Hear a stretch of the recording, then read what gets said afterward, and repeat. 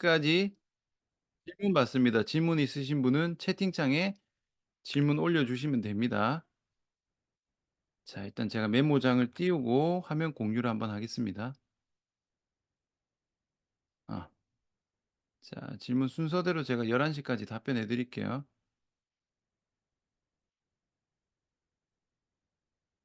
자, 봅시다.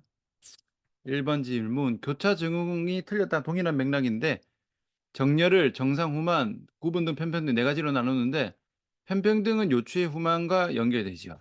하지만 실제로 보면은 저는 일자 등이지만 전방 경사로 보여지는 분들도 꽤 많을 것 같은데 어떻게 봐야 하나요? 자, 일단은 저는요. 제 방식입니다. 이제 항상 말씀드리는 저는 구조보다는 기능을 우선시합니다. 그래서 이 사람이 뭐 일자 등이든 전방 경사든 후방 경사든 이거를 우선적으로 보진 않고요.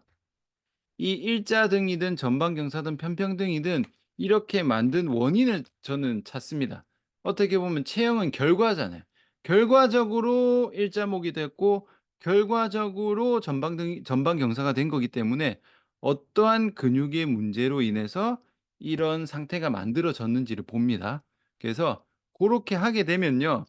그게 1대1 대응으로 안 나타나는 경우가 되게 많아요. 그래서 만약에 지금 질문하신 분이 일자등이지만 전방경사로 보여진다고 했는데 그 자체가 중요하진 않아요. 왜냐? 결국 이거를 교정해야 되고 이거를 고쳐야 되는 거면은 거기에 대한 원인을 찾아야 되기 때문에 저는 우선적으로는 구조적인 거는 먼저 보진 않고요. 기능적으로 검사를 합니다. 제가 하나만 요거 말씀을 드릴게요. 최근에 케이스 하나 있었는데 자, 전방 경사에 대한 케이스인데요. 자, 요거 제가 화면 하나 띄우고 제가 다시 한번 설명 보여 드릴게요. 잠시만요. 화면 공유 좀 하겠습니다.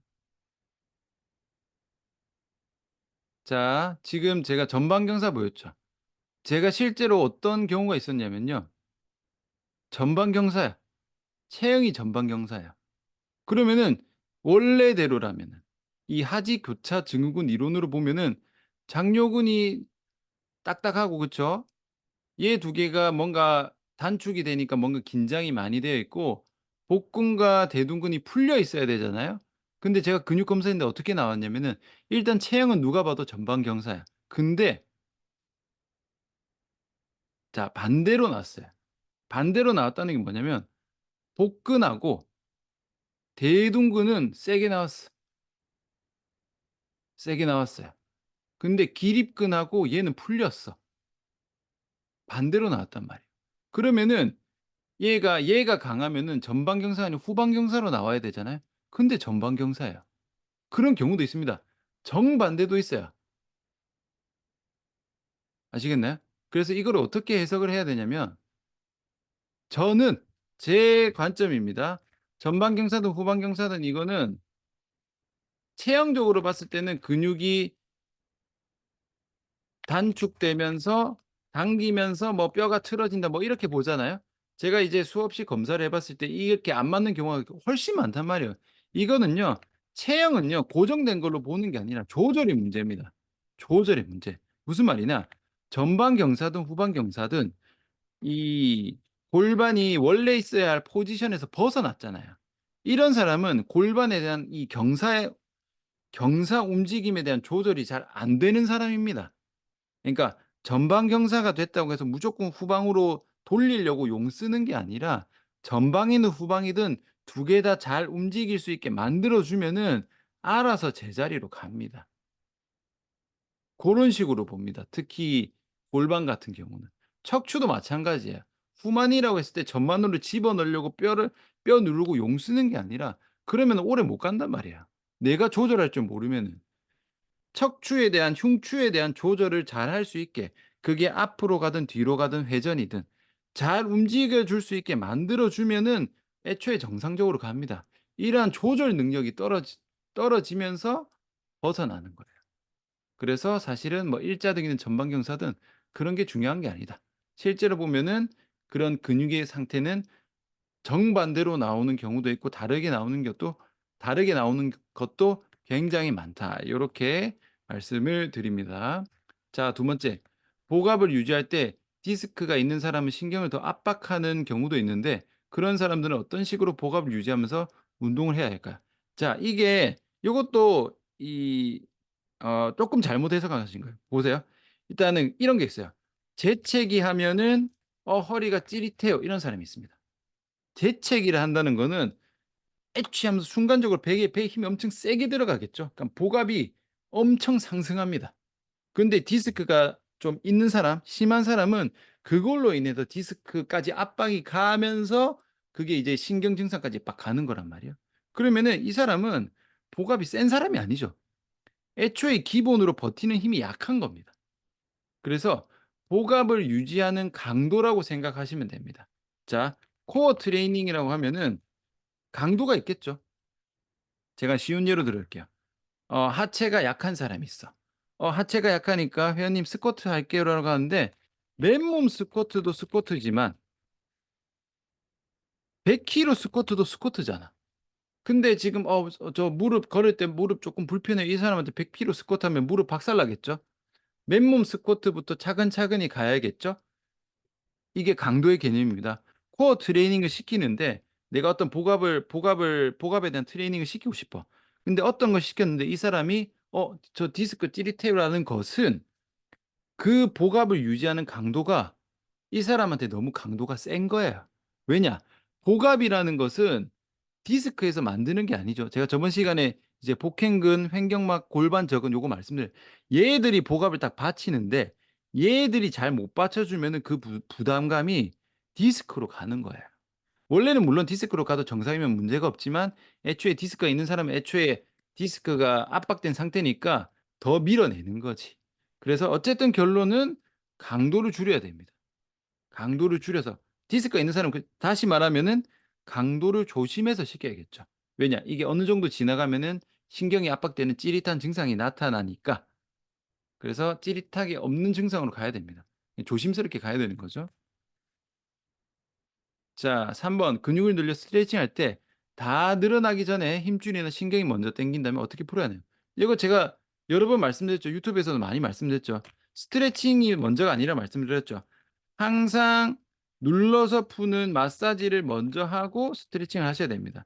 지금 질문하신 것처럼 힘줄 같은 데 먼저 타이트한 상태에서 스트레칭 하면은 잘 안 늘어납니다. 그래서 힘줄 같은 부분에 대한 마사지를 먼저 진행을 하고 스트레칭으로 가야 됩니다. 그리고 뒤에 질문하신 신경이 땡기는 건 또 다른 문제예요. 근데 이것도 역시 눌러서 풀어야 됩니다. 제가 말씀드리고 싶은 거는 이완의 목적으로 스트레칭은 안 맞아요. 스트레칭이라는 것은 가동 범위, 특히 끝 가동 범위를 더 늘리기 위해서 사용하는 게 스트레칭이지 내가 근육이 긴장되어 있다 요런 거는 무조건 풀어주는 것부터 먼저 가야 됩니다. 그러니까 마사지 눌러서 풀어주는 폼롤러나 마사지 볼 같은 걸 푸는 걸 먼저 하셔야 됩니다. 스트레칭이 먼저로 가면 안 돼요. 자 그다음 질문. 자 원장님이 시행착오를 겪으면서 다시 어떤 식으로 공부하셨나요? 체육 관련 학과에 재학 중인데 어떻게 공부해 나갈까? 자 넓은 질문은요. 제가 답변도 넓게 드릴 수밖에 없다는 점 미리 말씀드리고 우선 저는 검증을 했어요, 검증. 검증을 했습니다. 지금 어떻게 보면 이 길이 변화가 안 맞는 것도 제가 검증을 했잖아요. 그러면은 지금 어떤 책을 공부를 하든 어떤 강의를 공부하든 그 강의에서 말한 그 책에서 말한 내용이 맞는지 안 맞는지 검증을 하셔야 됩니다. 검증이 뭐다? 평가 재평가예요. 제가 평가 재평가를 해 보니까 '아 얘들이 실제로 안 해 봤네. 해 보지도 않고 하는 소리네. 요건 해 보니까 맞는 말이네.' 이게 나옵니다. 모든 말이 다 맞고 모든 말이 다 틀리지 않았기 때문에 직접 평가와 재평가를 통해서 검증해 보면서 공부를 하시는 걸 추천드립니다. 자. 자, 허리 통증이 있어서 코어 운동을 하려고 하는데 검사를 하고자 합니다. 허리 근육도 검사 방법이 있나요? 데드버그, 버드독 등 일반적으로 알려진 운동을 하면 되나요? 있죠. 검사 방법 있죠. 자, 우선은 가동성, 안정성 두 개로 체크합니다. 가동성은 움직이는 거예요. 앞으로 숙였다가 아까 보여드린 거 있죠. 움직임 이제 굴곡, 신전, 측굴, 회전 요런 거를 움직여 보는 거고요. 안정성은 힘을 다하는 건데 요거는 근육 검사를 할 수도 있지만 지금처럼 데드버그, 버드독 이런 운동을 해 봐도 됩니다.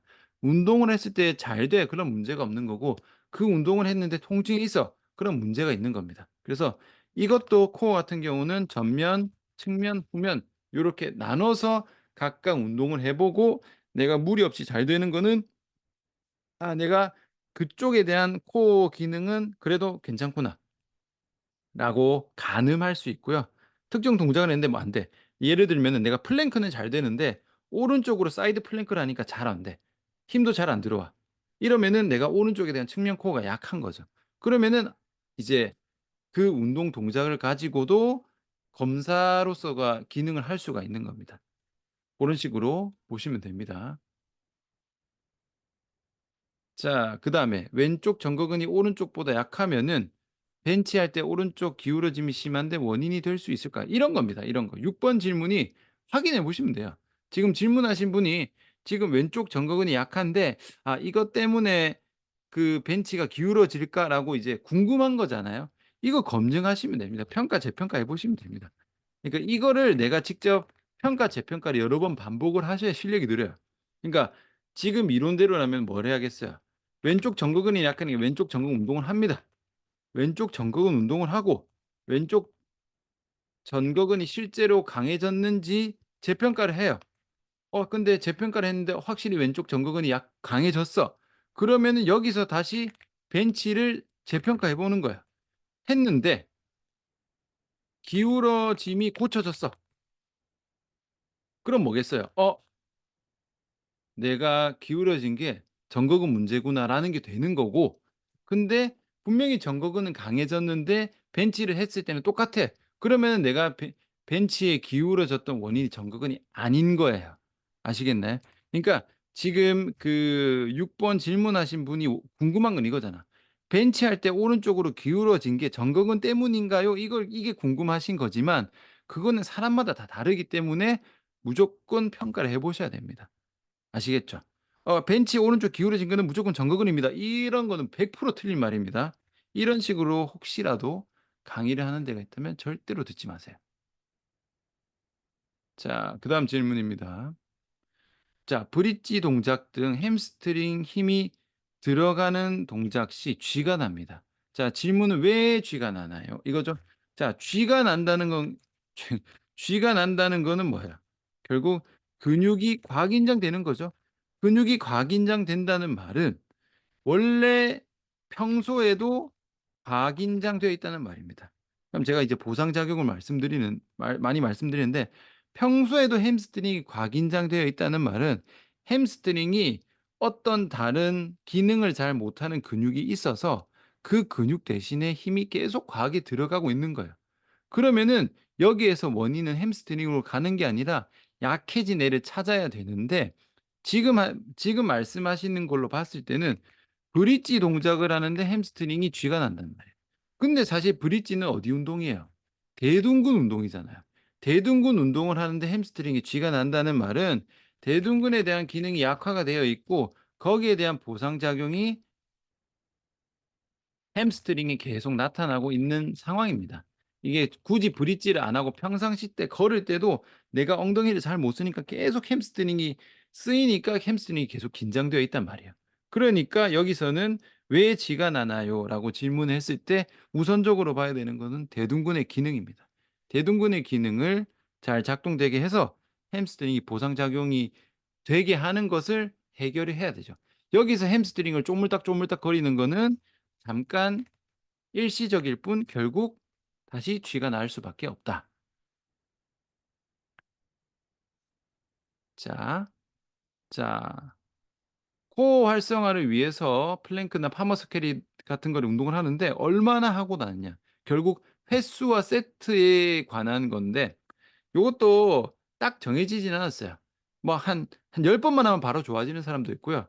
한 3 세트 정도 해야 좋아지는 사람도 있어서 여튼 요것도 정확하게 해 보고 좋아졌는지 판단을 하면 되는데 일반적으로 자 저 같은 경우는 만약에 파머스 캐리는 이제 시간으로 가는 거고 버티는 동작 가이드라인입니다. 뭐 요 고지고대로 안 하셔도 돼요. 버티는 동작은 저는 만약에 플랭크나 요런 거 하면 20초 버티기로 한 5회 정도만 할 것 같아요. 많이 안 해도 됩니다. 직접 요걸 해 보면은 그렇게 많이 안 해도 돼요. 그리고 이제 재활 운동 같은 경우는요. 저는 1 에서 15회 1 에서 2 세트만 시킵니다. 이것만 해도 충분해요. 왜냐 얘들은 말 그대로 활성화를 시키는 거지 우리가 메인 트레이닝처럼 막 터는 게 아니잖아. 막 펌핑 시키고 막 근피로 만들고 이런 목적이 아니기 때문에 많이 안 들어가도 됩니다. 강도도 세게 안 들어가도 돼요.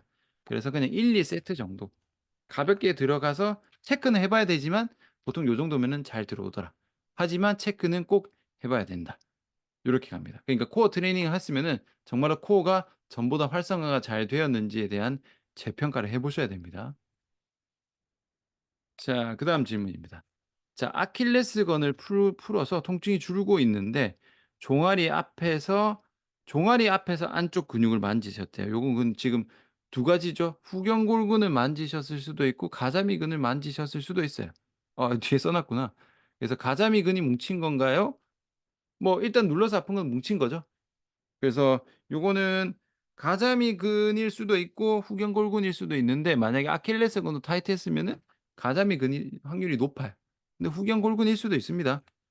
근데 뭐 지금은 풀고 통증이 줄고 있으니까 그냥 푸시면 돼요. 그리고 여러분들이 이렇게 푸실 때 물론 근육을 감별을 하면 더 좋지만 감별 안 해도 됩니다. 그러니까 반대로 말하면 지금 어차피 내가 눌러서 아프고 뭉친 건 알겠어. 근데 얘가 가자미근이든 비복근이든 후경골근이든 어차피 풀어져야 되는 애입니다. 그게 그렇게 중요하지 않아요, 풀 때는. 운동시킬 게 아니니까. 자, 50 견은 나이가 들어가면서 자연스럽게 받아들여야 할까요? 이게 저는 이제 지금 질문하신 분이 이제 찾아보면은 이 병명도 50 견이라 했잖아요. 50 견이라고 했잖아요. 이게 마치 50살 되면 다 걸릴 것 같아. 이게, 이게 제가 생각하는 잘못된 국민 세뇌가 몇 가지 있습니다, 이런 근골격계에서. 그중에 하나가 50 견입니다. 그러니까 제가 제일 황당하게 생각하는 그 진단의 원인 중 하나가 뭔지 아세요? 퇴행성입니다, 퇴행성. 그러니까 바꿔 말하면 이거죠. "나이 들면 원래 그래요." 이런 희대의 개소리가 없어요. 이런 희대의 개소리가 없습니다. 아니 이렇게 치면은 50 살이면 다 어깨 안 올라가야지. 보면은 나이가 70, 80 인데도 아픈 데 하나도 없이 건강한 분들도 있고요. 나이가 20 대밖에 안 됐어. 21 살인데도 50 견이 오는 사람이 있단 말이에요. 근데 그걸 가지고 퇴행성이라는 단어를 갖다 붙여 가지고 마치 "이거는 어쩔 수 없다. 네가 나이 들어서 그런 거다."라는 아주 뻔뻔한 소리를 하는데 절대 아니죠. 절대 아니지. 그렇게 치면은 그게 다 일어나야지. 아니잖아요. 이게 어떤 통증에 대한 원인을 얘기를 할 때 "저는 원인을 몰라요." 이거랑 같은 소리입니다. 이거랑 같은 소리라고. 해 보면은 다 원인이 있어요. 원인이 없기는 지들이 못 찾는 거지. 구조적으로만 보니까 분명히 기능적으로 보면 고장 난 거 엄청 많은데 자꾸 MRI만 찍고 판단하니까 이상이 아주 이상이 많은 사람인데도 이상 없습니다." 이렇게 판단하면서 그건 나이 들면 오래 걸려요. 그냥 주사 맞으세요. 진통제 먹으세요." 이렇게 해 버린다니까. 저는 이제 이런 환자들만 오기 때문에 너무 이런 케이스는 수십 수백 건의 케이스입니다. 절대 안 그렇습니다. 원인이 있어요. 이렇게 생각하지 마세요. 그러니까 이 말은 뭐예요? "나이 들면 원래 그래요."라는 말은 그냥 네 탓이라는 거잖아. 그런 무책임한 말이 어딨어요. 절대 이렇게 하면 저는 이런 진단을 하는 그 의사든 한의사든 어쨌든 사기꾼으로 봅니다. 왜냐면 봉사활동도 아니고 검사비 뭐 50만 원, 100만 원 검사해 놓고 "아프니까 나이 들면 그래요." 이런 식으로 말하는 거는 완전 지금 사기꾼이지. 원인이 있습니다. 자 기능이 약한 장요근이 대부분인 확률인 건 왜일까요? 상아지를 연결하는 근육이기 때문일까요? 자, 요거는요. 아마 제가 치료 케이스를 올리는 거 보면은 거의 다 장요근이 약해져 있죠. 결과적으로. 그러면은 왜 굳이 장요근이일까라고 질문을 한다면은 해석을 할 수 있는 여지는 되게 많습니다. 일단은 우선적으로 어 앉아 있는 시간. 그쵸. 앉아 있는 시간이 많은 상태일수록 고관절이 굴곡된 상태에서 오래 있기 때문에 요거부터 설명드릴게요. 요거부터 여기에 대한 가설이죠. 어떻게 보면은 정확하게 딱 떨어지는 않지만 겉근육과 속근육을 비교를 했을 때 속근육이 약해지는 경우가 훨씬 더 많습니다. 왜냐?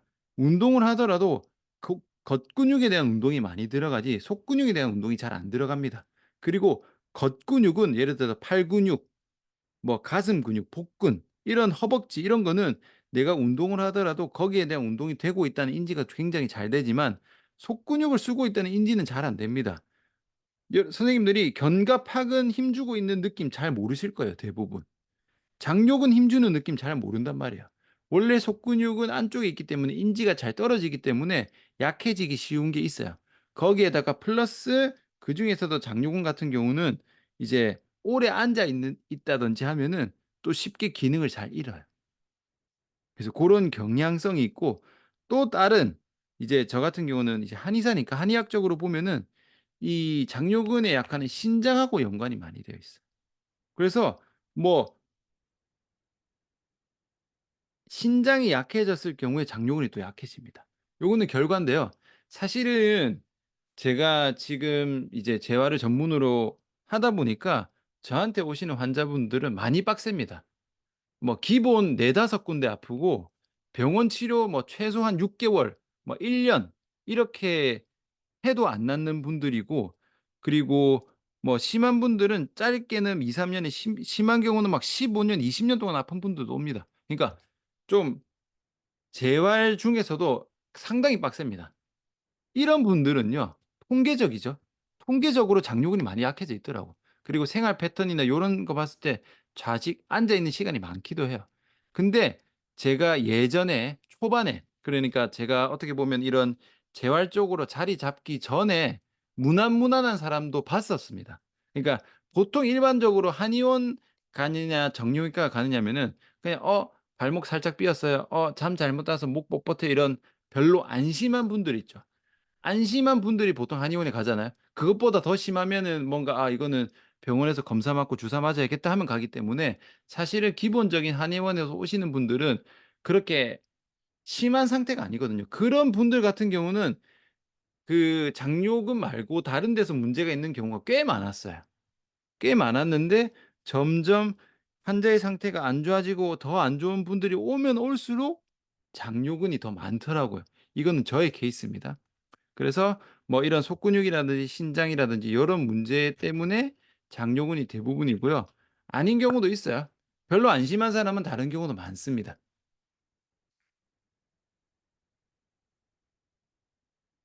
자, 근육을 풀어줄 때 트리거 포인트를 깊게 풀어야 빠르게 풀리는 걸로 알고 있는데 근막 이완을 할 때는 살살 긁어서 신경을 활성화된다는 내용을 본 적이 있습니다.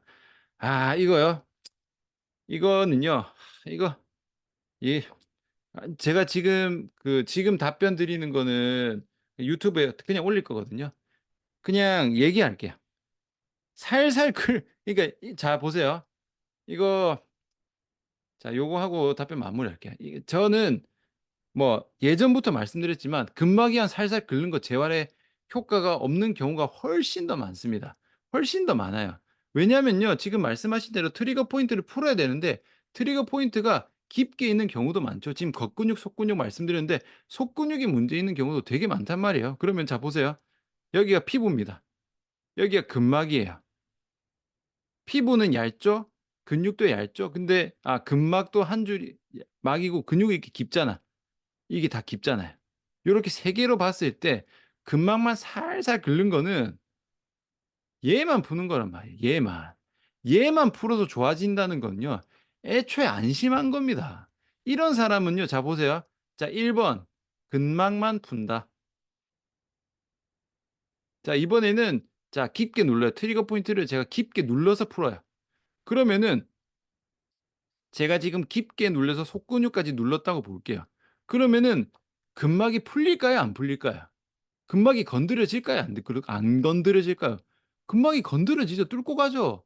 웃긴 게 애초에 폼롤러를 지금 근막 푸는 거라고 생각을 안 하시는 분들이 많을 건데 폼롤러가 원래 근막이안으로 나온 겁니다. 폼롤러라는 게 처음 생겼을 때 SMR 요법이라고 나왔어요. SMR이 뭐냐면요. Self Myofascial Release예요. 애초에 근막을 푸는 거라고 폼롤러를 쓰는 겁니다. 그러니까 애초에 내가 근육을 목표로 하면은 근막도 당연히 풀리고 근육까지 풀립니다. 그리고 실제로 이 재활 수준에서의 이 트리거 포인트는요. 겉근육에 있는 경우 잘 없습니다. 엄청 깊게 들어가야 그 트리거 포인트가 만져지고 그게 풀려야 가동 범위가 나오고 가동성이 좋아집니다. 이 겉으로 깨작깨작 해 갖고 절대로 안 좋아져요. 근데 이 근막을 해 보면요. 참고로 제가 그라스톤 자격증을 10년 이제 한 13년 됐습니다. 그라스톤을 긁으면요. 가동성이 좋아집니다. 당연히 좋아져요. 일시적입니다. 그 오래 안 가요.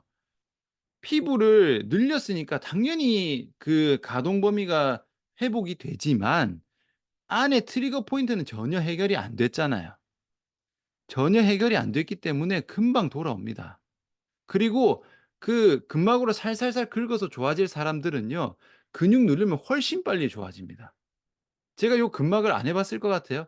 제가 13년 전에 수도 없이 했어요.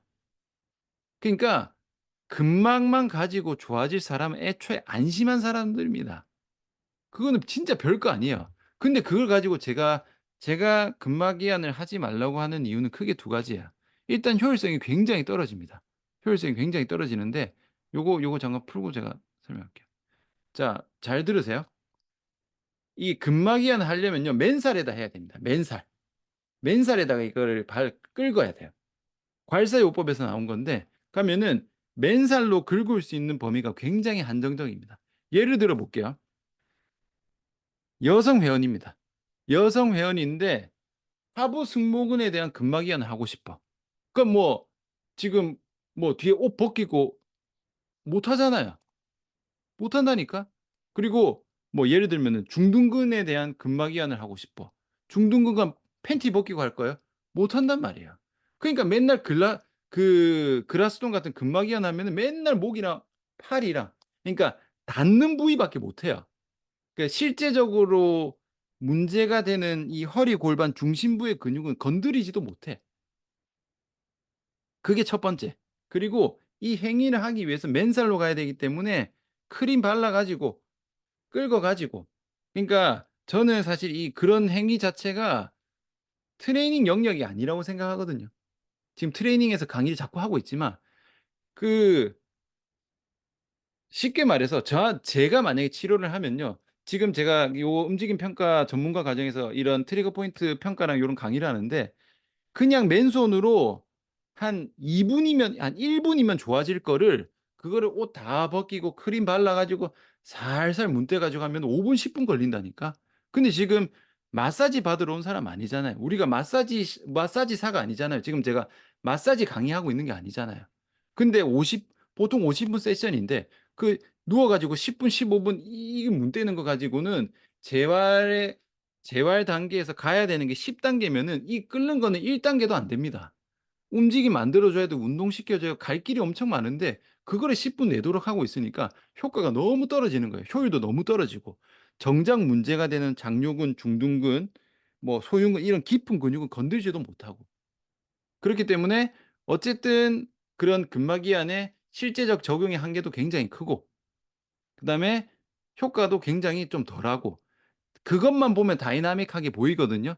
예를 들어서 이런 거죠. "어깨 안 올라가." 그럼 광배랑 막 끌고 그럼 "우와 올라가." 우와 할 것 같죠? 그 폼롤러 하면은 20초 만에 그냥 올라갈 겁니다. 애초에 20 초만 폼롤러로 풀어도 좋아질 거를 5분 10분 크림 발라서 문 떼고 있으니까 제가 계속 하지 말라는 거예요. 효율의 문제입니다, 효율의 문제. 그래서 깁 실제로 트리거 포인트를 찾아보면 트리거 포인트 하면 또 너무 길어지는데 트리거 포인트 그 빨간 점 땡땡땡한 그림 있죠? 그 절대로 보시면 안 됩니다. 그것도 오늘 한 거랑 연장선입니다. 자, 제가 지금 말이 나왔으니까 요거까지 그냥 말씀을 드릴게요. 자, 트리거 포인트 맵 있죠? 이게 그거랑 똑같아요. 그 제가 정답 찾지 말라고 말씀을 드리는 건데 제가 저거 화면 하나 띄울게요. 자, 공유 하나만 할게요. 어, 지금 트리거 포인트 화면 보이시죠? 지금 보면은 정답을 정해놨잖아. 정답을 정해놨잖아요. 자, 빨간색 요 땡땡땡 보면 X 풀으세요. 목 요렇게 아프면 X 푸세요. 이렇게 정답처럼 정해놨잖아요. 이게 정답이지. 사람을 보는 게 아니고 여기 아프면 그냥 여기 푸세요라고 정해놓은 정답지에 가깝잖아요. 지금 저는 트리거 포인트 다 찼습니다. 제가 트리거 포인트를 전부 일일이 찼거든요. 다 다릅니다. 100명 갖다 놓으면 100명이 다 달라요. 그러니까 절대로 저런 거 보면은 해결이 안 돼. 운 좋게 걸릴 수도 있지. 운 좋게 이 사람 맞았어. 오, 예, 땡큐. 근데 안 맞으면 아, 어쩌지? 이렇게 된다니까요. 절대 저런 거 보시면 안 됩니다. 그쵸. 해보면은, 근데 그렇게 어렵지 않아요. 그렇게 말도 안 되지 않습니다. 물론 시행착오는 겪고, 그래서 그런 부분에 대해서 제가 또 강의를 따로 하지만, 또 제가 지금 이거를 지금 제가 조금 신경 쓰이는 거는, 지금 제가 일부러 이 Q&A는 다 볼 수 있도록 유튜브에 올릴 건데, 이런 거 올리면 또 근막이한 하는 사람이 또 와 가지고 막 악플 달고 또 난리치길 거예요. 그걸로 자기들 돈 벌어야 되니까. 근데 적어도 선생님들이 내가 운동 지도자다. 마사지사는 상관없어. 마사지사는 그 자체가 본래 직업이니까 나는 내가 트레이너야. 혹은 내가 필라테스 강사야. 그래서 저는 어떻게 생각하냐면 트레이너는 트레이닝으로 좋아지게 만들어야 트레이너고 필라테스 강사면은 필라테스로 좋아지게 만들어야 되는 거고 요가는 요가로 좋아지게 만들어야 되잖아요. 제가 지금 선생님들한테 효과 좋은 혈자리 만들어 침 놓으세요 안 하잖아요. 근막이완 같은 마사지는요 트레이닝 영역 아닙니다. 그렇게 하지 마세요. 제가 다 해보고 하는 말입니다. 제가 안 하고 하는 게 아니라 안 해도 됩니다. 그러니까 그 아까 제가 하지교차 증후군 말씀드린 거 마찬가지예요. 절대로 그렇게 그 쉽게 정답처럼 몸이 나오지 않습니다. 그러니까 지금 선생님들이 이제 통증이나 이런 부분에 있어서 회원들을 할 때 뭔가 자꾸 어려우니까 찾는 거잖아요. 그래서 그냥 선생님들이 트레이너면은 트레이닝 잘하면은 좋아지게 할 수 있어요. 선생님이 필라테스 강사면요. 필라테스 잘하면 좋아지게 할 수 있습니다. 그러니까 자꾸 저는 이 세는 게 좀 안타까운 게 뭐냐면요. 트레이닝 선생님들이 통증 있는 환자를 맞닥뜨렸을 때 그럼 내가 어떤 트레이닝을 시키지라고 고민을 하는 게 아니라 자꾸 이 잘못된 재활 강의가 너무 많아요. 통증 있으면은 마사지 하세요 이렇게 하니까 트레이너 선생님들이 통증이 오는 사람이 오면은 내가 잘하는 트레이닝을 버리고 자꾸 마사지를 하려고 해요. 왜냐? 마사지를 해라고 배웠거든. 그러니까 자꾸 베드에 눕혀 놓고 자꾸 그 마사지사가 되는 거야. 나는 트레이너인데. 필라테스 선생님들도 마찬가지야. 아픈 사람도 필라테스로 좋아질 수 있어요. 지금 제가 제 케이스 올릴 때 마사지 안 하잖아요. 마사지처럼 보이는 거는 활성화입니다. 좀 다른 개념인데 어쨌든 제 마사지 안 하거든요.